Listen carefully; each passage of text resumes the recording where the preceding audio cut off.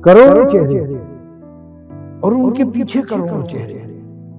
ये रास्ते हैं कि भीड़ के छत्ते, जमीन जिस्मों से ढक गई, कदम तो क्या तिल भी धरने की जगह नहीं। तो अब जो चलता हूं मैं तो खुद मेरे अपने पैरों में आ रहा है, किसी का सीना, किसी का बाजू, किसी का चेहरा। चलूं तो औरों पे जुल्म ढाऊं, रुकूं तो औरों के जुल्म झेलूं। 17 साल या 18 साल का था और एक दिन मुझे पता चला कि मेरे पास पहनने को कोई कपड़े नहीं। मेरे जो आखिरी कपड़े वो भी इतने फट चुके थे, पहने नहीं जा सकते। ऑप्टिमिज्म कमाल का ये था कि जब कुछ बहुत बुरा होता था मेरे साथ तो मैं सोचता था ये जब मेरी बायोग्राफी लिखी जाएगी तो उसमें ये इंसिडेंट तो आएगा, ये तो बहुत अच्छा इंसिडेंट। मैं जबान जानता था, डायलॉग जानता था। सलीम साहब के साथ में रहा, सलीम साहब असिस्ट कर चुके थे अबरार अलवी जैसे बड़े राइटर को, तो उनको स्क्रीन प्ले के बारे में मुझसे कहीं ज़्यादा मालूम। तो मैंने स्क्रीन प्ले सीखा उनकी एसोसिएशन। अरे यार, कभी फरहान ने आपसे लव लेटर नहीं लिख पाया अपनी किसी गर्लफ्रेंड नहीं, वो खुद अच्छा राइटर है। और दूसरे का मेरा ये ख्याल है कोई लेटर लिखने के बजाय ज़बानी बात करना पसंद करता होगा। शराब पीना बुरा काम नहीं है, बेवकूफ़ी का काम है। मुझसे कई लोग पूछते हैं कि तुम एक बॉटल रोज पिया करते थे और एक दिन में तुमने छोड़ दी। मैंने 31 जुलाई 1991 में शराब छोड़ी थी, उसके बाद कभी हाथ नहीं लगाना लगा। जिंदगी है तो ख्वाब है, ख्वाब हैं तो मंजिलें हैं, मंजिलें हैं तो फासले हैं, फासले हैं तो रास्ते हैं, रास्ते हैं तो मुश्किलें हैं, मुश्किलें हैं तो हौसला है, हौसला है तो विश्वास है, क्योंकि फाइटर हमेशा जीतता है। सर, मैंने फ़ोन कभी यूज़ नहीं किया, मतलब बहुत सारे इंटरव्यूज़ किए मैंने, और ये लाइनें मुझे, मतलब जब मैं जर्नलिस्ट भी नहीं बना था तब से मैं इनको अपनी ज़िंदगी में अपनाता रहा हूँ, लेकिन क्योंकि आज सामने बैठे हैं तो मुझे लगा कहीं कोई एक शब्द भी यहाँ वहाँ नहीं होना चाहिए। तो ये जादू को बयां करती हैं। देखिए, हमारे एक दोस्त हैं कैलाश साहब, बहुत बड़े वो उसमें एडवर्ड के आदमी हैं। तो उन्होंने मुझे एक मरतबा कोई ऑफ़र किया, मगर वो कुछ ऐसी चीज़ थी जो कार्सिनोजेनिक थी और जिसके बारे में लोगों की राय थी कि हेल्थ के लिए अच्छी नहीं है, लोग कंज्यूम करते हैं, कैंसर भी हो जाता है मुंह में या इसमें। तो मैंने कहा भैया ये मैं नहीं कर सकता हूँ, मैं कुछ ऐसा बताओगे जो ठीक हो तो मैं कर दूंगा। एड में ऐसा मुझे कोई शर्म नहीं है एडवर्टाइजमेंट में पार्टिसिपेट करने की। तो फिर उन्होंने कहा कुछ दिनों बाद कि मेरे पास पेन का वो है, वो तुम करोगे, तुम तो राइटर हो, कर दो। तो मैंने कहा ठीक है, मैं कर दूंगा। तो सब बात तय हो गई। मैं महबूब स्टूडियो पहुंचा, वहाँ उन्होंने मेरे हाथ में एक स्क्रिप्ट दे दी कि ये बोलना है तुम्हें। मैंने कहा ये अगर मैं बोल लेता तो मैं एक्टर नहीं बनता, मैं राइटर क्यों बनता। मैं तो सिर्फ अपने ही वर्ड बोल सकता हूँ जो मैंने खुद लिखे हों। तो कहने लगे तुम लिख लो। तो मैं बैठ के लिख रहा था। जब मैं लिख रहा था तो उसने 2 शॉट ले लिए, वो मुझे पता ही नहीं चला। ये मैंने वहीं एक 5, 6, 7 मिनट में लिखा उस स्क्रिप्ट से बचने के लिए। अब वो पता नहीं कोई इत्तेफाक से बात ऐसी बैठ गई कि लोगों को बड़ी पसंद आई। और वो इतने बरसों के बाद, इस बात को 20-22 साल हो गए होंगे जब आप स्टूडेंट रहे होंगे जब मैंने लिखा, लेकिन वो आज तक लोगों को याद हो गया। हो जाता है कभी कभी, बड़ी मेहनत से काम कीजिए तो वो बात नहीं पैदा होती, कभी जल्दी से कर दीजिए तो हो जाता है। आपकी तो सर हर बात में जो है जादू पैदा हो ही जाता है। चलिए ठीक है मंडलोई साहब, जिस वजह से हम यहाँ हैं, ये किताब जादूनामा जो आपने बड़ी शानदार लिखी है, मतलब मैंने पढ़ी पूरी, और इसमें जो तस्वीरें हैं, जो किस्से हैं, मतलब वो मुझे लगता है बहुत से हमने सुने भी थे, बहुत से नहीं भी सुने थे, लेकिन क्योंकि किताब की शक्ल में आ गए, जावेद साहब ने अप्रूवल दे दिया तो वैलिड हो गए। तो पहला सवाल तो आपसे यही कि किताब मेरे हाथ में क्यों है, क्यों जादूनामा क्यों लिखा आपने? देखिए, जावेद साहब से मेरी जो ताल्लुकात हैं वो पिछले 20 साल से हैं। और क्या होता है कि ज़िंदगी में जब बहुत सारी घटनाएं एक जैसी घटती है तो वो एक कनेक्टिविटी पैदा करती है आपके साथ। तो मैंने इसकी भूमिका में भी लिखा है कि जब आप जावेद साहब की ज़िंदगी की कहानी को देखेंगे और मैं अपनी ज़िंदगी की कहानी को देखता हूँ तो बहुत सारी चीज़ें सिमिलर होती हैं। उसके कारण हमारे बीच एक रिश्ता है, एक पुल है, ठीक है। जब मैं अब जैसे जैसे मैंने जावेद साहब को जाना, समझा और अभी तक समझने की कोशिश कर रहा हूँ, सीख रहा हूँ, तो जब मैं स्कूल में मैंने एडमिशन लिया तब से लेके अब तक मुझे जो कुछ हासिल हुआ वो इस किताब में है। और मेरा ये मानना है कि जावेद साहब की जो ज़िंदगी को देखने का, लोगों को समझने का, हालात को समझने का जो नज़रिया है वो दूसरों से अलहदा है, अलग है। और कहीं ना कहीं वो सब बातें मुझे प्रभावित किया उन सब बातों ने, और उसके नतीजे में ये किताब आपके हाथों में है। सर, किताब में अक्सर हम देखते हैं कि जब चीज़ें आती हैं तो सब अच्छा अच्छा होता है, वो बहुत महान है, वो बहुत अच्छे हैं, बट इसमें मैंने देखा आपकी लाइफ के बहुत सारे पहलू हैं। मतलब सलीम साहब का भी जिक्र है, आपकी पहली शादी का भी जिक्र है, हर चीज़ का जिक्र है, और उसमें जो राय रखी गई है वो बड़े, मतलब मैं कहूँ कि खुले अंदाज में रखी गई है। तो जब इन्होंने जिक्र किया कि किताब छापनी है, तो कुछ ऐसा मन में तो नहीं था कि ये चीज़ नहीं आनी चाहिए? नहीं, ऐसा नहीं, बिल्कुल। देखिए हम झूठ बोल के समझते हैं कि दुनिया मान गई। लोग आपके मुँह पे अक्सर कहते भी नहीं हैं, सुन लेते हैं, अच्छा, अच्छा। लेकिन बाहर तो जाके हँसते ही हैं, या कम से कम दूसरों से कहते हैं, ये कह रहा था वो। तो सच बोलने में कोई हर्ज नहीं है, और जितना डरते हैं लोग सच बोलने से, उतने डरने की बात है नहीं। आप बोल दीजिए, हम इंसान हैं, गलतियाँ भी करते हैं, कभी भूल भी करते हैं, और उसे मान लेने में कुछ ऐसा नहीं है कि लोग अब फिर आपसे मिलना बंद कर देंगे, या आप कहेंगे ये तो बड़ा तुच्छ आदमी है, इसने ऐसी गलती कैसे कर दी। बल्कि आपकी इज़्ज़त ही करेंगे अगर आप उस गलती को मान लें। उससे इनकार करें तो उन्हें चिढ़ाएँगे। तो सच्ची बात ये है कि सच बोलना वैसे भी ठीक काम है, लेकिन अक्लमंदी का काम भी यही है कि सच बोलिए। इस किताब के ज़रिए मुझे एक चीज़ और पता चली कि आपके अंदर एक बच्चा है जो हमेशा रहता है। तो उस बच्चे को कैसे ज़िंदा रखा है आपने? देखिए, क्योंकि अगर आप 75 साल के हैं, अब तो नहीं है, मैं हो चुका हूँ, तो फिर आप सिर्फ़ 1 साल के हैं जो इत्तेफ़ाक से 75वां है। लेकिन अगर आपका हर साल आपके अंदर ज़िंदा है, तब आप भरपूर हैं। आपके अंदर वो 10 साल का बच्चा, 15 साल का लड़का, 25 साल का यंग मैन, 30 साल का मैच्योर्ड, 40 साल का मैच्योर्ड आदमी, वो सब रहने चाहिए। तब आप पूरे आदमी हैं। वरना तो आप 1 साल के हैं जो इत्तेफ़ाक से 78 थे। तो फिर तो 1 ही साल के हैं, वो साल कौन-सा है अलग बात है। लेकिन वो जो उस वक़्त की जो फीलिंग्स हैं, मैं तो कभी-कभी छोटे बच्चों को देखता हूँ। आप ये देखिएगा, रील्स में आते हैं छोटे बच्चे, इसमें इंस्टाग्राम इंस्टाग्राम वगैरह में। उनमें जो क्यूरियोसिटी होती है, अगर उस क्यूरियोसिटी का 1/10 भी और 1/5 भी हमारे पास बच जाए, तो हम कितना सीखें ज़िंदगी में। हमारी ट्रेजेडी है कि जैसे-जैसे हम बड़े होते जाते हैं, हमारे अंदर खोज ख़त्म होती जाती है। लोगों को और चीज़ों को समझने की जो कोशिश है या तमन्ना है, वो ख़त्म होती जाती है। जब तक हम जानना चाहिए, मैंने आमतौर से लोगों से सुना है, वो कहते हैं, "अरे यार, ये टॉपिक छोड़ो, इस बारे में मैं कुछ नहीं जानता हूँ।" अरे भाई, वही तो टॉपिक पे बात करो जिसके बारे में कुछ नहीं जानते हो। जिस बारे में तुम जानते हो उसमें बात करने की क्या ज़रूरत है? जो नहीं जानते हो वो सुनो। मगर हम सुनना तो चाहते नहीं, हम तो बोलना चाहते हैं। प्रॉब्लम ये है। तो कैसे उस बच्चे को ज़िंदा रखा कैसे जाए, जो आज की भागदौड़ नहीं, वाली या आजकल जो हम सब चीज़ बहुत तेज़ करना चाहते हैं? नहीं, आप तेज़ भी करिए, लेकिन थोड़ा बैलेंस भी रखिए, और वो जो आपके अंदर क्यूरियोसिटी, ज़िंदगी में जो कुछ इंसान ने, ह्यूमन रेस ने अचीव किया, वो क्यूरियोसिटी से किया। ये हो रहा है, ये क्यों होता है? इसका क्या किस्सा है? ये क्या प्रोसेस है? ये कौन लोग हैं? ये तरीका क्या है? ये ऐसा क्यों हो गया है? जब आप उसे समझने की कोशिश, तभी ज़िंदगी आगे बढ़ती है, चाहे एज़ अ नेशन, चाहे एज़ ह्यूमन रेस, और चाहे एज़ एन इंडिविजुअल। कि आप सवाल पूछते रहें। जब आपने सवाल पूछना बंद कर दिया, ताला लगा के चाबी फेंक दी, अब मेरे पास सारे जवाब हैं, तो फिर उस दिन आप ख़त्म हो गए, फिर आपकी ग्रोथ ही नहीं हो सकती। तो मुझे ऐसा लगता है कि ज़रूरी ये है कि वो जो एक बच्चे की क्यूरियोसिटी है, जानने की, समझने की, वो हम में ज़िंदा रहनी चाहिए, और उसको आप ऑर्डर करके ज़िंदा नहीं रख सकते, कल से मैं ऐसा करूँगा, ऐसा नहीं है। ये क्रैश कोर्स नहीं इसमें। इसमें आपके जो बेसिक संस्कार हैं, जो मूल्य हैं, उनमें बात होनी चाहिए, तो फिर रहेगी। अरविंद जी, जावेद साहब से जब हम बात करते हैं या कुछ एक लाइन भी बोलते हैं तो बहुत सोच समझ के बोलते हैं।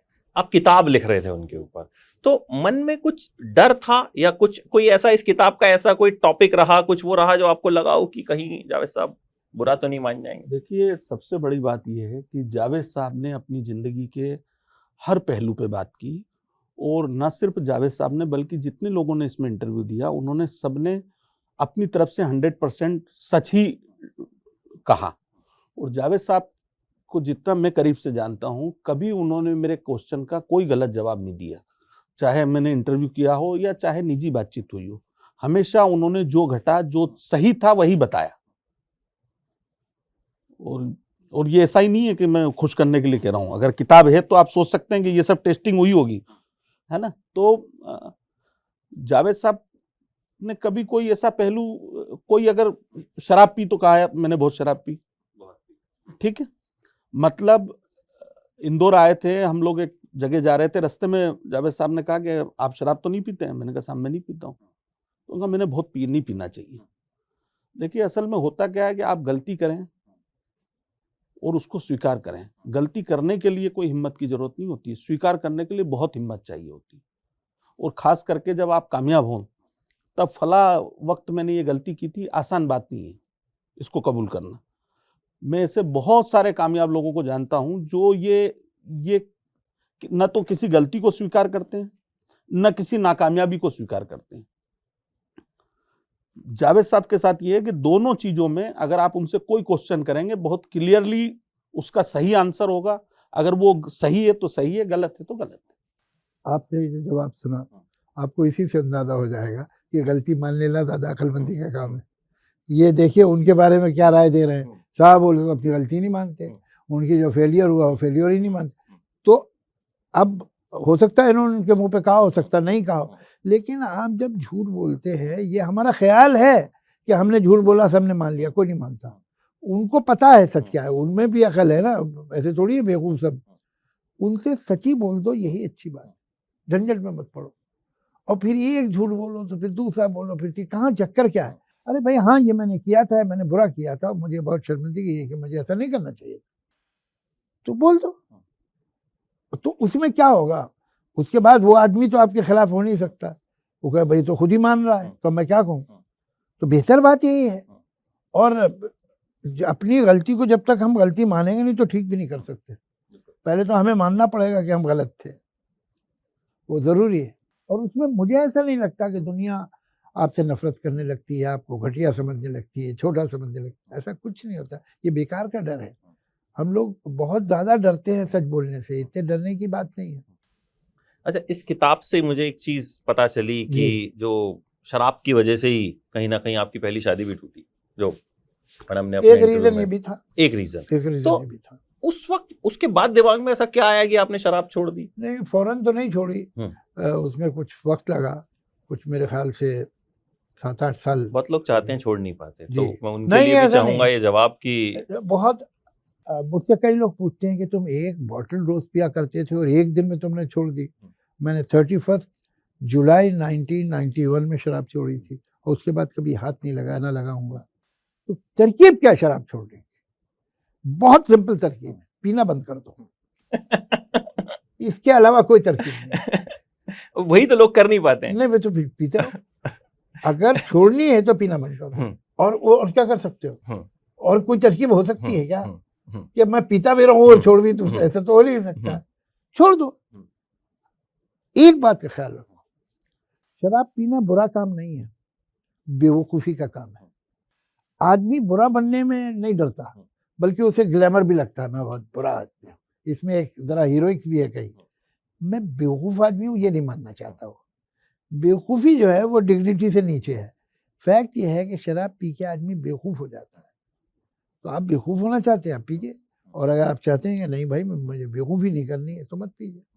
मुझे लगता है सुनने के बाद बहुत से लोग कोशिश तो करेंगे कम से कम छोड़ने की, और कुछ छोड़ेंगे भी। अच्छा, हमने आपके बचपन के बारे में इस किताब में बहुत बहुत कुछ आपने डिटेल में लिखा है जी कि किस तरह का बचपन था, जी माँ जी का जाना, जी फिर जी पिता के। तो सर सबसे टफ चीज क्या रही? मतलब आजकल तो हम छोटी छोटी चीजों पे रो देते हैं, अरे ये वो, बट लेकिन इससे पढ़ के लगता है कि मतलब आप जावेद अख्तर बन कैसे पाए? मतलब मुझे तो वो बचपन जब मैंने पढ़ा तो मुझे लगा कि ये तो बहुत टफ है। पता नहीं, उस वक्त तो ऐसा कुछ टफ लगता नहीं है। बचपन जो वक्त गुजर रहा होता है उस वक्त जो भी लग रहा हो, लेकिन वो बाद में आप जब पलट के देखते हो तो लगता है अरे ये ऐसा था। लेकिन जब वो गुजर रहा है तो इतना नहीं, आप उसी में हैं तो गुजर जाता है। और ख़ासतौर से बचपन में मुझे कुछ ऐसा नहीं लगता कि मैं कुछ बहुत मुझ पे जुल्म हो रहा था और मैं क्या। ठीक है, मदर मेरी बहुत मेरे बचपन में, जिस दिन मैं 8 साल का हुआ उसके अगले दिन उनकी डेथ हो गई। तो ठीक 8 साल की उम्र में। मेरे फादर कहीं और थे, मैं तो उनके साथ रहा नहीं। मैं नानिहाल में पला, फिर अपनी आंट के साथ रहा, जो मेरी मदर की छोटी बहन थी। मगर ऐसा नहीं है कि वो लोग मुझे सर्दी में खड़ा कर देते थे बाहर और गर्मी में धूप में खड़ा कर देते और खाना नहीं देते थे, ऐसा कुछ नहीं। They were very nice to me, kind to me. और ठीक है, बहुत पैसा तो नहीं था,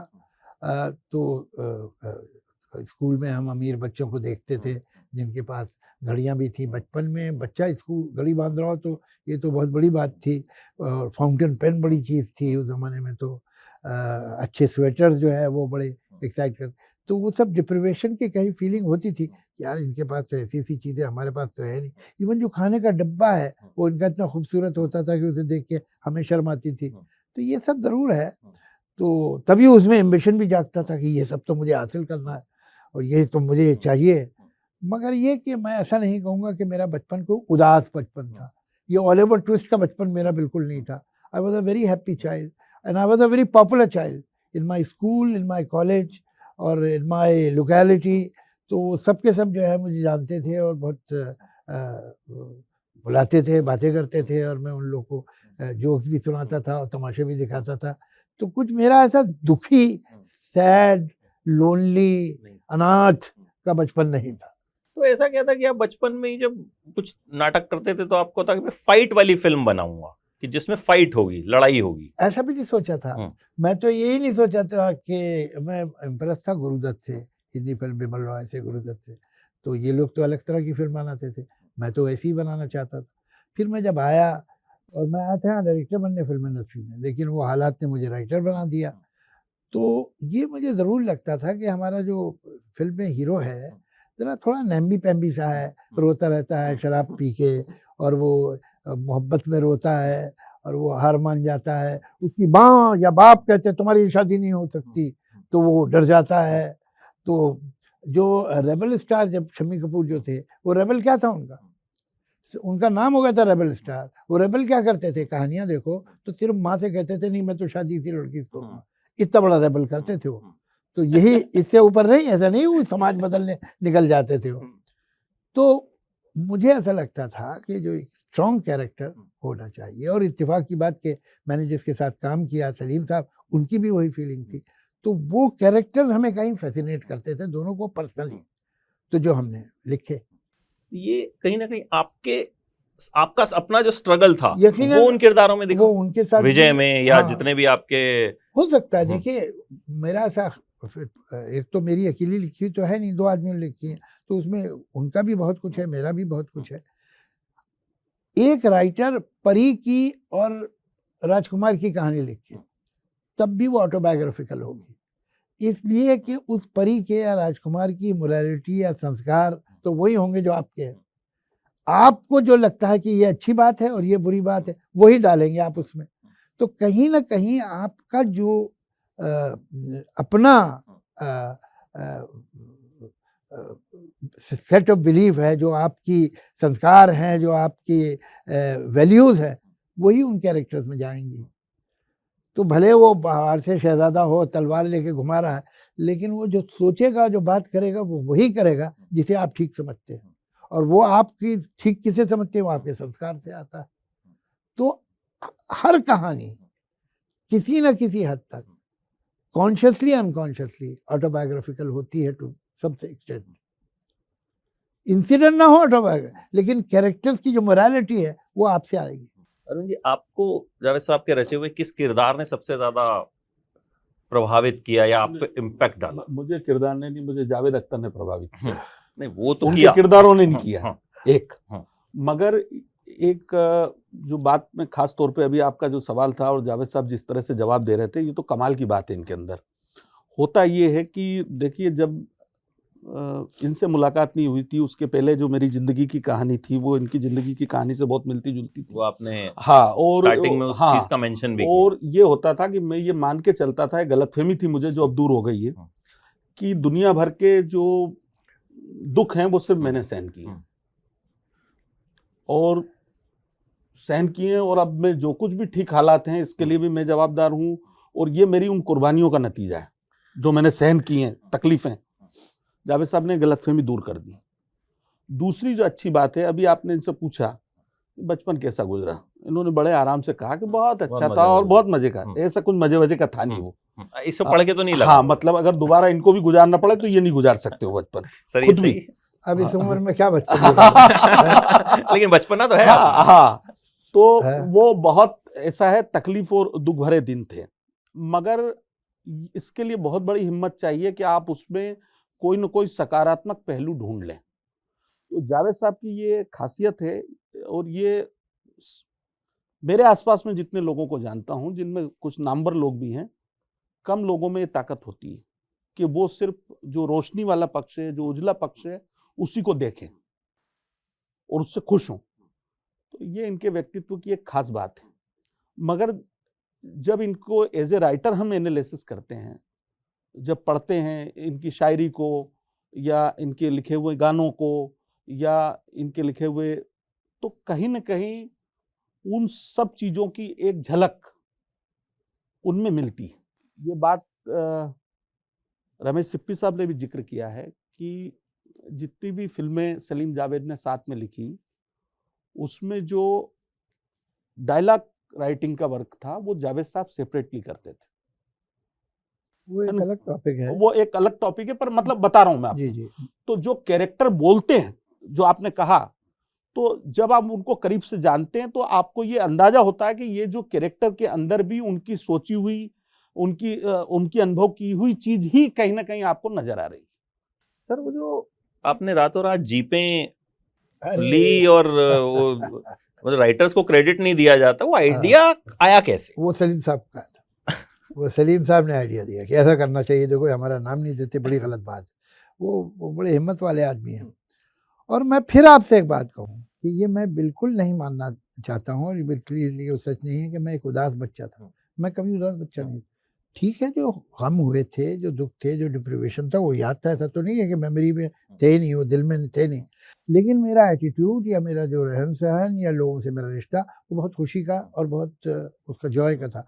इसी वजह से मेरी ज़िंदगी आराम से कटी लोगों में। मेरे बहुत सारे दोस्त रहे हमेशा, कॉलेज में, स्कूल में, और वो मेरे सारे दोस्त अमीर बच्चे थे। मुझसे तो ज़्यादा कोई भी आदमी अमीर होता था, तो वो मुझे हर जगह ले जाते थे, घुमाते थे, फिराते थे, और उन्हें मेरी कंपनी पसंद थी, और वो इज़्ज़त भी करते थे मेरी। और मैं डिबेटर होता था दूसरे कामों में, हर स्कूल का जो काम होता था, एलोकेशन है, डिबेट है, even I was in a gymnastic team, एक वो बैतबाजी जिसे अंताक्षरी कहते हैं, उसकी टीम में, हर टीम में, मतलब चाहे वो जिम्नास्टिक हो और चाहे वो पोइट्री हो, हर चीज़ में मैं था, और हर चीज़ मैं एंजॉय करता था, और लोग उसे अप्रिशिएट करते थे। मतलब ये कहना बहुत ख़राब बात लग रही है, लेकिन it's such that I was even in my childhood I was a very popular child. College में I was a very popular student.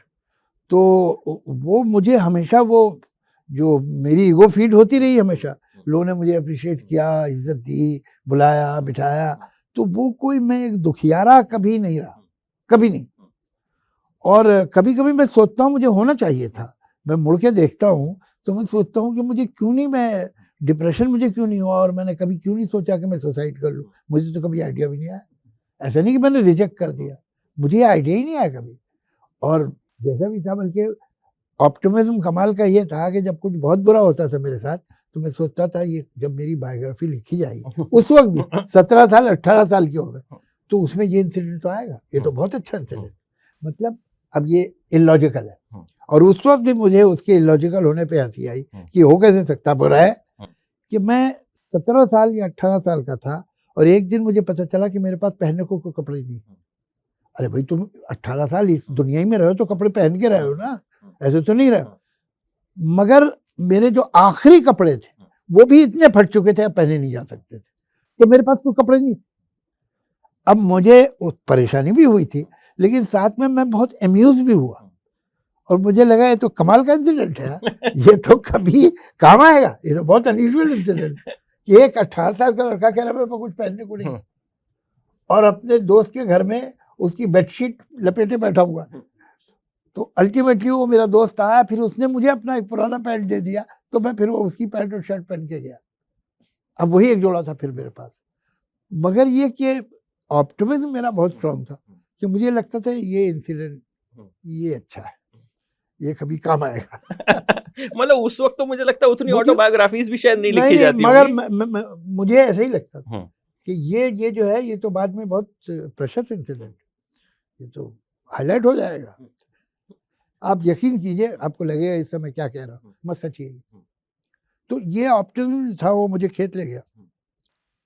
बाकी है कि यही, अभी कुछ देर पहले किसी से बात हो रही थी तो मैंने फैज़ की एक लाइन बोली कि इस राह में जो सब पे गुजरती है वो गुजरी। हम ये समझते हैं कि ये दुख हमें मिला, बेघरी का, भूख का, कुछ भी ना होने का, पैसा ना होने का जेब में। ये कोई अनोखी बात नहीं है। इस वक्त जब मैं और आप बैठ के बात कर रहे हैं तो करोड़ों लोग ऐसे हैं इन हालात में। उस वक्त भी जब मैं इस हालत में था, इन हालात में था, तब भी करोड़ों लोग थे। तो ऐसा कुछ नहीं है कि साहब ये देखिए मेरे साथ क्या हो गया, बहुतों के साथ हुआ है और हो रहा है। तो अपने को कुछ इतना घमंड, जैसे दौलत पे घमंड नहीं करना चाहिए, शोहरत पे घमंड नहीं करना चाहिए, वैसे ही अपनी गरीबी और नाकामी पे भी ज़्यादा घमंड करने की ज़रूरत नहीं है। अच्छा सर, पहली बार शायरी कब लिखी थी याद है? सर मैंने पहली बार शायरी तब लिखी थी जब आमतौर से लोग शायरी लिखना छोड़ देते हैं। मुझे एक 12-13 साल की उम्र से, 14 साल की उम्र से मालूम था कि मैं मीटर में लिख सकता हूँ। मुझे पोइट्री का सेंस है। मुझे 15-16 साल की उम्र में हज़ारों शेर याद थे, हज़ारों ज़बानी। और मुझे वो भी पता था कि मुझे सेंस है पोइट्री लिखने का। मेरे कुछ दोस्त जो कॉलेज में पोइट्री करते थे या उसके बाद जब मैं मुंबई आया वहाँ पोइट्री करते, तो मैं उन्हें लाइन सजेस्ट कर दिया, ये नहीं, ये सेकंड लाइन ये रखो। मैं लाइन बना के दे, खुद ने लिखी थी। उसके 2-3 रीज़न थे। एक रीज़न तो ये कि एक जो जाहिल में कॉन्फिडेंस होता है वो मेरे पास नहीं था, क्योंकि मुझे मालूम था अच्छी पोइट्री क्या होती है। तो मैं डरता था कि मैं लिखूँगा तो इतना अच्छा कैसे लिख पाऊँगा, एक खौफ ये था। दूसरे ये कि जब वो दुकानदार का बेटा रिवोल्ट करता है तो दुकान पे नहीं बैठता, कहता मैं नहीं बैठूँगा दुकान पे, कुछ भी करूँगा दुकान पे नहीं बैठूँगा। तो हमारी दुकान तो शायरी थी, हमारे बाप दादों की दुकान शायरी रही है। तो जब मैंने रिवोल्ट किया फैमिली तो मैं शायरी नहीं करूँगा, मुझे नहीं करनी। तो ये एक रिवोल्ट का हिस्सा था। दूसरी ये कि अब छोटी उम्र में तो हमने सारे शायर बड़े देखे थे, तो कहीं ये ख्याल था बहुत वक्त तक कि शायरी तो बड़े करते हैं ना। अच्छा, फिर शायर वो मिलते भी थे, वो पान खाए हुए, कुर्ते पे पान के दाग पड़े हुए भोपाल में। तो यार ये क्या करूँ, ये कोई काम अजीब ही है। तो मैंने बरसों नहीं किया। लेकिन फिर कई बातें हुई। एक तो मेरे छोटे भाई ने, सलमान, जो जिसका नाम है, इज़ अ साइकोएनालिस्ट बाय प्रोफेशन, उसने पोइट्री शुरू की और उसकी पहली किताब भी आ गई और बहुत अच्छी पोइट्री थी। दूसरे कि आई मेट सम पीपल बहुत ज़माने के बाद जो मेरी एज ग्रुप के थे, यंग पीपल, 23 साल, 24 साल, 25 साल के, और मॉडर्न लोग, और वो पोइट्री करते थे और बहुत अच्छी पोइट्री लिखते थे। तो ये जनरेशन की पोइट्री जब मुझे मिली और मैंने इन लोगों को देखा तो मेरे दिल में तमन्ना पैदा हुई कि लिखूं। इसी दरमियान मेरे फादर की भी डेथ हो गई थी, तो अब दुकान पे तो कोई था नहीं। तो दुकान, मैंने कहा ये तो पूरी दुकान मेरा भाई ले जाएगा, तो भैया जल्दी चलो बैठो। तो मैं जाके बैठा फिर दुकान पे। पर कभी दोस्तों की गर्लफ्रेंड्स के लिए लव लेटर लिखे आपने? अब ये मेरा ऑलमोस्ट प्रोफेशन था। जब मैं भोपाल में, अब तो पता नहीं भोपाल बहुत बड़ा हो गया, बदल गया है, लेकिन मेरे ज़माने में, I am talking of 60s, तो ज़्यादातर रोमांस तो बाई कॉरेस्पॉन्डेंस ही होते थे, मुलाकात तो कभी कभी होती थी। तो वो दोस्त जो थे, अब चूंकि मैं डिबेट वेट में हिस्सा लिखता था तो अपनी स्पीचेस लिखता था, तो उन्हें मालूम था मैं लिख लेता हूँ। पोइट्री वोट्री मुझे याद बहुत थी, सुनाता था लोगों को, तो उन्हें मालूम ये है राइटर का कुछ, तो उनके खत लिखता था मैं। फिर एक वक्त आया कि वो अपने दोस्त लाने लगे जिन्हें मैं जानता भी नहीं था, इसका फला लड़की से चक्कर है और क्या है, अभी थोड़ा उनका झगड़ा हो गया तो एक लेटर लिख दो। लेटर में होना चाहिए कि ही इज़ वेरी अपसेट, लेकिन आप इतना भी मत कर देना कि टूट ही जाए, तो ज़रा संभाल के। तो ये सब पूरा जैसे प्रोड्यूसर या डायरेक्टर बताते हैं कि हमें कैसा चाहिए गाना, वैसे वो लव लेटर बताते। तो उसके बदले में हम पिक्चर देख लेते थे, चाय और समोसे, या डोसा भी बड़ी चीज़ थी, डोसा खाते थे। तो ये एक तरह से दुकानदारी उस वक्त चलती थी इससे। दुकानदारी ये थी, मतलब कैश में नहीं थी, वो काइंड में थी। तो ये सब बहुत किया, बहुत लिखे मैंने लेटर। अपने लिए जिंदगी में सिर्फ 2 लिखे। एक 15 बरस की उम्र में लिखे थे, या 14 साल की उम्र थी मेरी जब मैंने लिखे, वो मैंने अपनी उसमें जिक्र भी किया है। वो, लेकिन आपको लड़की याद है लेटर में क्या लिखा था, ये याद नहीं आपने? हाँ, वो वर्ड भूल गया मगर वो याद है। और 2 बार लिखा, पहली बार तो ठीक हो गया था, दूसरी बार फेल हो गया मेरा लेटर। तो 50-50 का मदर को भी सक्सेस रेट। आपके लेटर लिखने का बहुत, जी जी उनके जी जी। तो कॉम्पोजिशन है पूरी। हाँ तो नहीं, वो तो अब वो क्या है कि उस ज़माने में तो भाई मोबाइल फ़ोन तो थे नहीं, उस ज़माने में ईमेल तो था ही नहीं, और फ़ोन जो थे वो भी किसी किसी के घर में होते थे। जो मोहल्ले में जिसके पास फ़ोन होता था उसकी इज़्ज़त अलग होती थी, और मोहल्ले में जिसके घर में रेफ्रिजरेटर होता तो उसकी इज़्ज़त अलग होती। आपके घर में दावत हो रही है मगर जो मीठा है वो उस घर भेजा उस जाता घर था भेजा, कि ठंडी अलमारी में रख दिया जाए, समझे आप? वो कि उनसे बनी भी रहे, बनी भी मतलब रहे। कि कल को अगर कोई जरूरत पड़े हाँ, तो वो लोग कि जो है भैया एकदम रख सके हम उनके रेफ्रिजरेटर में अपना खाना, तो वो रखते थे वो लोग। मोहल्ले के लोगों का खाना, रसगुल्ले हैं ठंडे हुए तो वहाँ रखे हुए हैं। फिर वो जब मेहमान खाना खा रहे हैं तब बुलाया जाता था, जाके ले आओ वहाँ से। तो अच्छा, फिर नए-नए जब रेफ्रिजरेटर लिए गए थे और मिडिल क्लास के पास आए थे रेफ्रिजरेटर, तो ड्राइंग रूम में रखते थे। रेफ्रिजरेटर लिविंग रूम में होता दिखाने था। के हाँ, भाई क्या हमारे घर में रेफ्रिजरेटर है। तो ये सब हमने अपने बचपन में देखा हुआ है। फ़ोन तो होना बहुत बड़ी बात थी, बहुत इज़्ज़त की बात थी फ़ोन होना। सर, बहुत सारे लोगों के आपने इसमें इंटरव्यूज लिए, बहुत सारे कोट्स इसमें बड़े इंटरेस्टिंग। सबसे मुश्किल किससे जानकारी निकलवाना रहा? सबसे मुश्किल जानकारी थी हनी ईरानी जी से। क्यों? उसकी वजह ये थी कि जावेद साहब की और उनकी बहुत अच्छी दोस्ती है। बहुत अच्छी। इसमें एक किस्सा भी हम पढ़ते हैं, हाँ, आंख वाला। हाँ जी। आँख वाला कौन सा? वो भोपाल में फोन पे उनका फोन आया था। असल में हुआ ये था कि फोन आया था, आपका फोन ऑफ हो गया था, तो उनको किसी आंखों के डॉक्टर का नंबर चाहिए था। अच्छा अच्छा। तो आपने उनसे कहा था कि भाई आंखों से जितना काम लेना था उतना तो तुम ले चुकी हो, अब नंबर लेके क्या करोगे? इस पे मेरा एक हाँ, था कि आज की डेट में तो अगर ब्रेकअप भी हो जाता है हाँ, तो गाना बजता है, ठुकरा के मेरा प्यार मेरा इंतकाम देखोगी, हाँ, ठीक है? हाँ। और आप एक डिवोर्स के बाद भी इतनी अच्छी दोस्ती ये कैसे मेंटेन हुई? और ये मतलब इस देखिए पे मैं चाहूंगा आप कुछ सच बात आज ये के है, यंगस्टर्स को भी बताएं। देखिए कि क्या होता है, ये आज भी मेल सेंट्रिक सोसाइटी है, तो अगर पार्ट होते हैं तो उसमें जो वाइफ है या जो औरत है उसका नुकसान ज़्यादा होता है। वो कितने भी आप तहज़ीब से और कितनी भी नरमी से अलग हों, उसका नुकसान होता है। तो बिटरनेस तो उसमें आनी चाहिए और उसके अंदर कड़वाहट आनी चाहिए। तो वो ये तो उसकी ग्रेटनेस है हनी की, कि उसने उसे नहीं आने दिया, ये उसका बड़ापन है। और बहुत हनी की मैं इतनी इज़्ज़त करता हूँ कि मैं आपको बता नहीं सकता कि हम अलग हो गए और उसके बाद वक़्त लगा, ऐसा नहीं कि अगले ही दिन से हम इतनी अच्छी दोस्ती हो गई थी। इसलिए कि पेनलेस तो हो ही नहीं सकती डिवोर्स, कुछ ना कुछ तो उसमें हर्ट होगा, कुछ ना कुछ तो चोट लगेगी, दर्द होगा। लेकिन धीरे-धीरे क्योंकि हम दोनों ने सही तरह से निभाया एक-दूसरे से और सही बात रखी। बच्चों के मामले में हम लोग कभी एक सेकंड को अलग नहीं हुए। ये नहीं हो सकता था कि बच्चा मुझसे कुछ माँगे मैं मना करूँ तो जाके माँ से ले ले, या माँ से कुछ माँगी वो मना करे तो मुझसे आज्ञा ले ले। ये नहीं हो, हमने सारे फैसले हमेशा साथ किए। मैं जब अलग हुआ उससे तो कोई दिन नहीं होता था जब मैं उसे फ़ोन नहीं करूँ। रोज़ फ़ोन करता था, रोज़ फ़ोन पे बात होती थी हमारी, क्या किस्सा है, क्या नहीं था। तो उसके बाद अब ये नहीं, अब नहीं करते रोज़, इसलिए कि अब इतनी रिश्ते में ताकत आ गई कि रोज़ फ़ोन करने की ज़रूरत नहीं है। लेकिन अगर मुझसे कोई पूछे कि आपके जो बेहतरीन दोस्त कौन है, तो मैं जो 2-3 नाम लूँगा उनमें से एक हनी का होगा, और मुझे यकीन है कि हनी भी कहेगी। एक टोटल कॉन्फिडेंस एक-दूसरे पे हमको है। एंड मेरे बेस्ट फ्रेंड्स में एक वो है। तो वो उसके लिए थोड़ा सब्र करना पड़ता है और आपको थोड़ा देखना पड़ता है कि भाई जो हुआ है इसमें दूसरे को कुछ तो तकलीफ हुई है, तो अगर उसमें कहीं अगर थोड़ी-सी कड़वाहट भी आ रही है तो उसे आपको झेलना है, आपको झेलना पड़ेगा। तो शुरू में ये सब था, ज़रा-सा साल 2 साल, धीरे क्योंकि वो बेसिकली बहुत अच्छी इंसान है, मुझसे बहुत बेहतर इंसान है वो।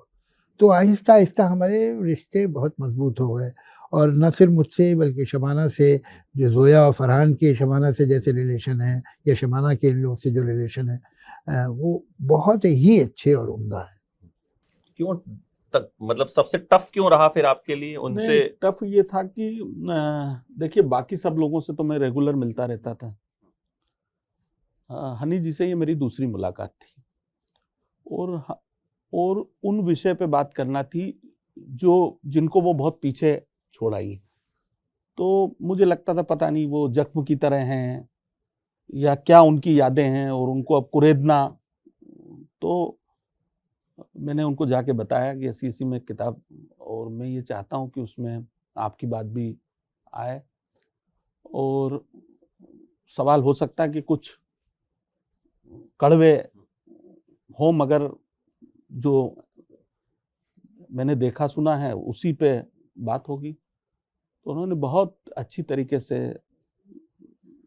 जवाब दिए, और जवाब देते वक्त तो वो इमोशनल भी हुई। और उन्होंने एक बड़ी अच्छी बात कही कि कुछ लोग होते हैं जो बहुत अच्छे दोस्त होते हैं, हम उनको खामोखा हस्बैंड और वाइफ बना लेते हैं। ये बड़ी कमाल की जी, मतलब दोस्त हस्बैंड और वाइफ नहीं हो सकते, या हस्बैंड और वाइफ दोस्त नहीं हो सकते, दोनों। हालांकि मेरे ख्याल से हस्बैंड और वाइफ साथ में तभी ठीक रख सकते हैं अगर दोस्ती रहे। बाकी सब चीज़ें जो मोहब्बत और ये इश्क और ये सभी तो धीरे धीरे ख़त्म हो जाता है। मोहब्बत तो दोस्त से भी होती है, वो वाली मोहब्बत जब आप शेयर कर सकते हैं, हर बात डिस्कस कर सकते, बात कर सकते हैं, तो फिर रिश्ता है।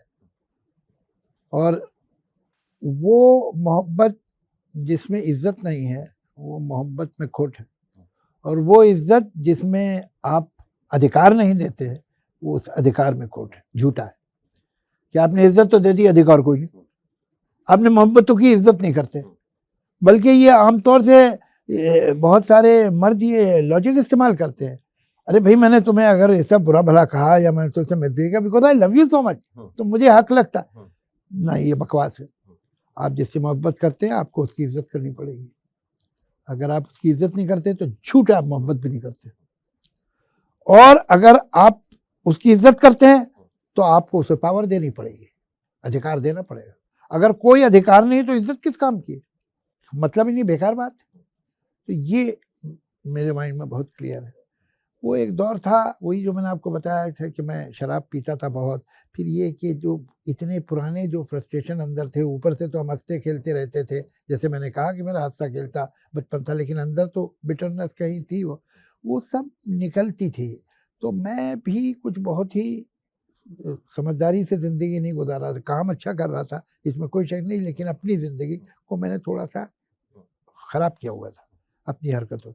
वो बहुत यंग थी और पावरफुल है, वो बहुत पावरफुल औरत। तो वो ऐसी नहीं कि डर जाए किसी से, जी आपने जो कहा सही है। तो उसके तो एक तरफ यंग इनएक्सपीरियंस और पावरफुल लड़की, दूसरी तरफ ये इंसान जो इतना हिला हुआ है अंदर से और दीवाना है, और इतने उसके फ्रस्ट्रेशन है जो आप शराब पी के निकलते हैं। तो वो कॉम्बिनेशन जरा गड़बड़ हो गया। फिर दोनों ही मैच्योर्ड हुए वक्त के साथ, और दोनों ही ने मुड़ के देखा कि क्या गड़बड़ हो गई थी।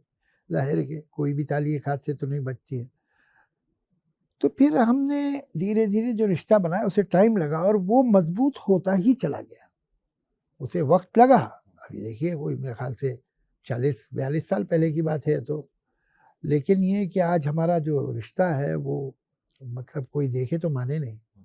एक और आपका बड़ा खास रिश्ता रहा सलीम साहब से, बहुत कुछ हमने उसके बारे में पढ़ा सुना। इसमें आपने एक चीज बड़ी इंटरेस्टिंग बताई कि मेरी प्रोफेशनल लाइफ में अगर टॉप 3 लोगों के कंट्रीब्यूशन में मैं जिक्र करूंगा तो तीनों नाम सलीम साहब के होंगे। इसमें कोई शक नहीं। सलीम साहब का क्या इम्पैक्ट रहा आपकी लाइफ? देखिए, एक तो हालांकि आई वॉज अ पर्सन जिसे अपनी डिग्निटी का बहुत ख्याल था, और मुझे ज़रा सा कोई ऐसा वैसा कर दे तो मैं नौकरी छोड़ के चला जाता था। और मैंने बेकार वक्तों में नौकरी, ज़रा सी ऐसी बात जो मुझे पसंद नहीं है उस पर छोड़ देता था। 100 रुपये महीना की नौकरी छोड़ दी, जबकि 2 रुपये जेब में नहीं, वो सब कर लेता था। लेकिन मैं समझता हूँ सलीम साहब की एसोसिएशन में मुझे बहुत हिम्मत जो है मैंने सीखी, इसलिए कि वो खुद बहुत बहादुर आदमी है। तो उन्होंने मुझसे कहा डरो मत, खुद नहीं होगा, करके देखो, चलो करते हैं हम। तो ये जो हमने बैरियर तोड़े, वो इसमें उनका बहुत हाथ है। दूसरे ये कि मैं ज़बान जानता था, डायलॉग जानता था, इसलिए कि मैं तो वो था, डायलॉग राइटर भी था पहले, और डिबेटर था। तो मैं जुमला बनाना और कैसे ये बात कही जाए जानता था। स्क्रीन प्ले क्राफ्ट है, उसे मैं इतना नहीं समझता था। वो सलीम साहब के साथ जो मैं रहा, सलीम साहब असिस्ट कर चुके थे अबरार अलवी जैसे बड़े राइटर को, तो उनको स्क्रीन प्ले के बारे में मुझसे कहीं ज़्यादा मालूम था। तो मैंने स्क्रीन प्ले सीखा उनकी एसोसिएशन उनसे, और फिर ये जो हमने बैरियर तोड़े, जो कितना पैसा लेना है, क्या हमारी फीस होनी चाहिए, कैसे हमारा नाम होना चाहिए, वो सब इनकी वजह से। ये इनकी हिम्मत थी कि ये आगे खेत चले गए। तो ये उनका बहुत बड़ा कंट्रीब्यूशन। तो वो तो मैं अब सीख गया कि ये तो अब यहाँ डरना नहीं है, जो होगा देखा जाएगा। तो ये मगर सीखा मैंने उन्हीं से। अच्छा, आप गाने क्यों नहीं लिखना चाहते थे? यश चोपड़ा ने आपसे जबरदस्ती अरे मैं अच्छी खासी स्क्रिप्ट चल रही थी, हमारा तो काम चल रहा था स्क्रिप्ट में।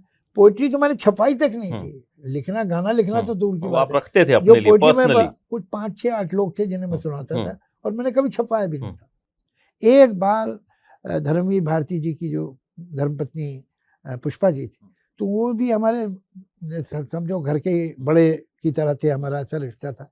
तो पुष्पा जी ने जबरदस्ती उसमें धर्मयुग में छपा दी, और उस पर उन्होंने एक आर्टिकल भी मुझ पर लिखा था। वो एक ही बार छपी थी, उसके बाद भी कई बरसों नहीं छपी।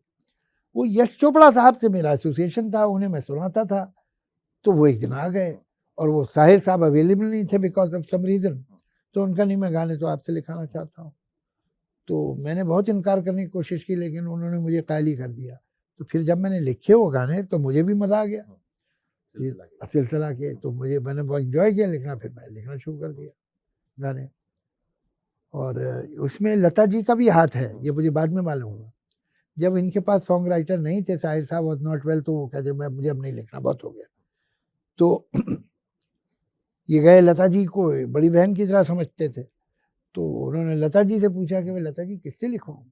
तो लता जी कहली पद्मा सज्जेओ जो डोगरी की बहुत बड़ी राइटर पोएट है, वो जावेद को जानती है, और वो जावेद की पोइट्री की बहुत तारीफ करती है। तो इतनी बड़ी पोइट्रेस अगर खुद तारीफ करती थी कि तुम्हारी तो बड़ी एसोसिएशन है, तो उससे क्यों नहीं लिखवाते? तो उन्हें आइडिया कि बात तो सही है, तो फिर उन्होंने मुझसे लिखवाया।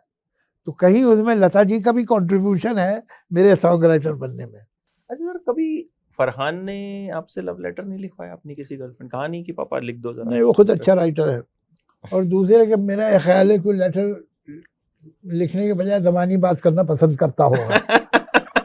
नहीं, वो तो करता हो नहीं, कई बार होता है ना कि इम्प्रेस करने के लिए कि नहीं, मुझे फरहान ने एक मर्तबा बहुत पहले अपने 4-5 पेज लिखे हुए दिखाए, जो एक बड़ी रोमांटिक राइटिंग थी। तो मुझे लगा अच्छा लिखा है इसने। तो मैंने कहा अच्छा लिखा करो तुम, अच्छा है। फिर चला गया। फिर एक दिन मेरे पास आया, कहले ये स्क्रिप्ट है मैंने लिखी है, ये ज़रा पढ़िए आप। तो मैंने स्क्रिप्ट पढ़ी, तो मुझे अच्छी लगी। तो मैंने कहा कि किसी अच्छे डायरेक्टर, उसने कहा किसी अच्छे नहीं, मैं डायरेक्ट करूँगा इसे। तो तुम डायरेक्ट करोगे? अच्छा। तो मैं किसी प्रोड्यूसर से बात करूँ तुम्हारे? तो कहले नहीं, वो तो मेरे पास प्रोड्यूसर है। कौन है? कहले मेरा दोस्त है, बचपन का दोस्त है, रितेश, वो बना। मैंने कहा तुम भी नए हो, रितेश भी नया है, तो तुम लोग कैसे काम करोगे? और कौन करेगा तुम्हारे साथ? तो कहानी उसमें तो 3 हीरो हैं, तुम्हारे साथ कौन? तुम तो न्यू कमर हो, तो कौन हीरो है? कहले वो मैंने बात कर ली। तो किससे बात कर ली तुम? तो मैंने आमिर से बात कर ली, और इससे बात कर ली, और उसे तीनों का नाम बताया। जब उसने मुझे ये सब बताया, तब तक ये सारे काम वो खुद ही कर चुका था। अच्छा भाई। तो इतनी देर में हमारे एक प्रोड्यूसर दोस्त को मालूम हुआ कि एक स्क्रिप्ट है उसके पास जिसमें आमिर और सैफ और अपना अक्षय काम कर रहे हैं। तो उन्होंने कहा कि एक काम कीजिए, फरहान को कहिए मेरे पास ये प्रोजेक्ट ले आए, मैं उसको राइटिंग और डायरेक्शन का 80 लाख दे दूंगा। तो मैंने फरहान से कहा कि देखो भाई, मजा हुआ प्रोड्यूसर हो, तुम्हें 80 लाख देने को तैयार है, इसलिए कि आमिर आ रहा है और ये स्टार आ रहा है। तो उसने कहा मुझे कितना ही पैसा दे दे, पिक्चर तो मैं उसी के साथ बनाऊंगा, रितेश के साथ, मैं और रितेश ही बनाएंगे। तो अच्छा भाई ठीक है बनाओ। तो बनाई उन्होंने पिक्चर, और आज भी दोनों साथ में काम कर रहे हैं, और ये स्कूल के दोस्त हैं। तो मुझे आमिर ने बहुत दिनों बाद ये किस्सा सुनाया। आमिर ने कहा कि जावेद साहब, मैंने अपने सेक्रेटरी को कहा था कि अभी मैं ये पिक्चर में काम कर रहा हूँ, एक पिक्चर जो भी थी, और मुझे 6 महीने तक कोई स्क्रिप्ट नहीं सुननी, कोई भी आए उसे बोलो 6 महीने बाद कांटेक्ट कीजिए। तो ये हो गया था। तो एक दिन मेरे सेट पे एक लड़का आया, और उसने कहा कि मुझे आपको एक स्क्रिप्ट सुनानी है। तो मैंने कहा भैया अभी मैं तो 6 महीने तक सुन नहीं रहा हूँ किसी से, 6 महीने बाद मुझे कांटेक्ट करना। कल वो चला गया, लेकिन उसकी सूरत देख के, उसका नाम सुन के, उसके बात करने का अंदाज सुन के मैं पहचान गया आपका बेटा है। तो मैं ये एक्सपेक्ट कर रहा था कि अगले 1 हफ्ते 10 दिन में आपका फ़ोन आएगा कि भैया आमिर तुम, मेरा बेटा गया था तुम्हारे पास, उसकी स्क्रिप्ट तो तुम सुन लो। आपका फ़ोन ही नहीं आया। जब फ़ोन नहीं आया तो मुझे लगा कि इसने शायद अपने बाप को बताया ही नहीं। इस पे मुझे क्यूरियोसिटी हुई कि ये जावेद अख्तर का बेटा है। जावेद अख्तर, उसे मालूम है कि मेरे आपके क्या रिलेशन है, और इसने अपने बाप का नाम भी यूज़ नहीं किया और ना अपने बाप से कहा कि आमिर को फ़ोन कर दीजिए। तो इसमें तो कुछ दम है। तो मैंने अपने सेक्रेटरी से कहा कि वो जो लड़का आया था फरहान, उसको बुलाओ। तो वो भी परेशान, आपने तो कहा था 6 महीने तक। कल नहीं मैं सुनूंगा उसकी। तो कल उसे बुलाया उन्होंने, और कल स्क्रिप्ट सुनी। जैसे ही वो ख़त्म हुई तो मैंने कहा मैं पिक्चर में काम कर रहा हूँ, मुझे इतनी अच्छी लगी। तो उसमें मेरा कोई कंट्रीब्यूशन नहीं, यानी ये भी नहीं है कि मैंने किसी से कहा हो कि आप ये पिक्चर कर लीजिए, इतना भी नहीं। अच्छा, एक आखिरी में सर, जो आपका विजय नाम का किरदार रहा, जिसने मतलब शायद मुझे लगता है कि सिनेमा से जो भी प्यार करता जी जी उसको इम्पैक्ट किया। जी, मतलब जी, हम जी, लोग वो डायलॉग्स ये जी, वो जी, मतलब वो हम अक्सर यूज करते हैं। जी जी। वो नाम कहाँ से लाया? अब देखिए, विजय नाम का मतलब भी अच्छा है, विक्ट्री, जीत। और मैं ये नाम विजय मैं बचपन से जानता था, इसलिए कि जो हमारे नेबर्स थे, बहुत मतलब 4-5 साल की उम्र में मेरे जो नेबर्स थे, वो थोड़ा सा मुझसे उम्र में बड़ा था। 2 भाई थे, प्रमोद और विजय। तो विजय नाम मेरे ध्यान में था, और फिर वो एक बार हो गया तो फिर उसी को हमने इस्तेमाल किया। वो एक ब्रांड बन गया अपने अंदर। जी। अरुण जी, जादूनामा, ये नाम आपने कहाँ से चूज किया? मतलब जादू तो जावेद साहब का नाम है, हाँ, बट जादूनामा, इस पे अप्रूवल कैसे मिला या कहाँ से आया नाम? नहीं इसमें किताब के कई नाम सोचे गए थे, और फिर अल्टीमेटली सब लोगों की राय ये थी कि भाई जादूनामा इससे होना पहले क्या चाहिए। नाम था? जादू का फसाना। जादू का, अच्छा अच्छा। जादू नहीं का ये फसाना, ये अच्छा, हाँ। ये अच्छा नाम है। ये सब इन्हीं का किया, इसमें मेरा कोई हाँ, कंट्रीब्यूशन तो फिर वो फरहान की फिल्म और इनकी किताब में मेरा कोई कंट्रीब्यूशन नहीं। तो वो गाने मैंने लिखे थे उसके, इसमें इंटरव्यू दिया है। तो जादूनामा फिर हम लोगों ने सोचा, सब लोगों की राय से तय हुआ कि ये सबसे बेहतर नाम है। इस तरह फिर, क्योंकि वो जावेद साहब की जिंदगी पे है, तो जादूनामा। क्योंकि नाम बहुत बहुत कैची है। हाँ, एकदम आप जो है अट्रैक्ट हो जाते हो इस नाम की तरफ। तो मुझे लगा कि मुझे पूछना चाहिए कि नाम आप लाए कहाँ से। सर, आखिर में कुछ एक लाइनें जो आपके दिल के करीब हो, चाहे आपकी लिखी हुई या जो आपको भी कहीं ना कहीं बार बार लाइफ में याद आती हैं या मोटिवेट करती हैं। पता नहीं सर, आपको मोटिवेट तो नहीं करती, बल्कि मैं तो उल्टी बात जो आपको आपके दिल के बताऊंगा। करीब। दिल के तो करीब वही है जो लिखा है, और जो दिल के करीब नहीं था वो लिखा ही नहीं है। तो वो ये नहीं कि जो आपके दिल के करीब हो। हाँ, दिल के करीब बहुत से फिल्मी गाने नहीं होंगे, वो तो कमीशन वर्क होता है, लेकिन जो मेरी अपनी पोइट्री, तो मैंने तो वही लिखी जो मेरे दिल के करीब है। तो उनमें से सिलेक्शन नहीं कर सकता मैं कि ये मेरे दिल के करीब, वो नहीं है, सब है, तभी लिखा। मैं आपको एक रिडल जो है, जो आप सबकी ज़िंदगी में, हम सबकी ज़िंदगी में आज के दौर में है, वो सुनाता हूँ मैं कि क्या करे आदमी। उस पोएम का नाम भी है उलझन। करोड़ों चेहरे और उनके पीछे करोड़ों चेहरे, ये रास्ते हैं कि भिड़ के छत्ते, जमीन जिस्मों से ढक गई, कदम तो क्या तिल भी धरने की जगह नहीं है। ये देखता हूं तो सोचता हूं कि अब जहां हूं वहीं सिमट कर खड़ा रहूं मैं, मगर करूं क्या कि जानता हूं जो भीड़ पीछे से आ रही है वो मुझको पैरों तले कुचल देगी, पीस देगी। तो अब जो चलता हूं मैं तो खुद मेरे अपने पैरों में आ रहा है, किसी का सीना, किसी का बाजू, किसी का चेहरा। चलूं तो औरों पे जुल्म ढाऊं, रुकूं तो औरों के जुल्म झेलूं। ज़मीर तुझको तो नाज है अपनी मुनसिफी पर, मुनसिफी इंसाफ। ज़मीर होता है ना, ज़मीर की आवाज़ सुनो। चलो सुनते हैं। ज़मीर तुझको तो नाज है अपनी मुनसिफी पर, ज़रा सुनूं तो कि आज क्या तेरा फैसला है। ये डायलेमा जो है हम सबकी ज़िंदगी में है। भाई नहीं करें तो कोई दूसरा कर देगा, करें तो फिर लगे अरे भाई हमने दूसरे के साथ जाती कर दी। तो कैसे चलें ज़िंदगी में? आपकी लाइनें जो हैं वो सालों से हमें हमारे दिलों को छूती आ रही हैं और इसी तरीके से छूती रहें, आइंदा भी छूती रहे, आप यही लिखते मेरी रहें। दुआ और है। जादूनामा का पार्ट 2 भी अगला कुछ और राज बचे हैं जो आने बाकी हैं। इससे पहले एक किताब आई थी ख्वाब के गांव में, जो अमेज़न वगैरह पे बेस्ट बुक सेल में हुई। उसमें हमने सिर्फ जावेद साहब के विचार वो लिए तो कमाल थे। हो गया। और वो मतलब और ये जो अमेज़न की जो वो थी बेस्ट सेलर लिस्ट, हाँ, तो नंबर 1 रही, नंबर 1 रही कई हफ्ते। ख्वाब के गांव में। वो बहुत पॉपुलर थी, आज भी कई लोग लेके आए थे उसको, ऑटोग्राफ लेने के लिए हम गए थे। अब ये जादूनामा है, और अभी मतलब मेरा एजुकेशन कंप्लीट नहीं हुआ है, पढ़ाई जारी है। अच्छा, तो आप ये उम्मीद कर सकते हैं अरे वाह, कि मतलब पार्ट 2 भी हो सकता है। बस बिल्कुल होना चाहिए जी। और कुछ और अच्छी चीजें हमें उसमें देखने को मिले और फिर से जावेद साहब से मिलने का मौका मिले। बिल्कुल। मतलब मेरे लिए तो ये किताब इसलिए बहुत बिल्कुल। खास है कि अरविंद जी आपसे की बुक के लिए सेकंड वॉल्यूम के लिए मुझे जीना बहुत पड़ेगा। अरे सर आप बहुत जिए, और ये तो उसमें फिर हम जरूर चाहेंगे कि दूसरा नहीं तीसरा चौथा खूब सारे जी, पार्ट्स जी। आए और आप रूबरू होते रहें। बहुत बहुत शुक्रिया thank sir, you, thank you so much. बहुत सारे किस्से कहानियां आपने सुनाए जो Thank मतलब you. मुझे, मेरे लिए इंटरव्यू जो है जिंदगी भर एक यादगार अरे रहेगा कि दोस्त, आपसे मोहब्बत मैं आपकी। मिला और आपसे Thank you. बातचीत। Thank thank you you. Arvind ji, thank you, so बहुत much। बहुत और शुक्रिया। लास्ट में जरा इस बुक पे सर आपके साइन भी होने चाहिए जरूर। अच्छा, कर देता हूँ। किसके नाम करूँ सर? मेरे नाम सर। आप अपना स्पेलिंग बताइए मुझे। Amit Bhatia, IIT, AMITBHATA। ये नाम जो है ना, इसमें कुछ लोग डबल ई लगाते हैं, कुछ नहीं आई। Sir, Amit AMIT। आज है 6/1/23। जी सर, ये 2023। 23 लिखने में अभी थोड़ा सा thank you so much sir.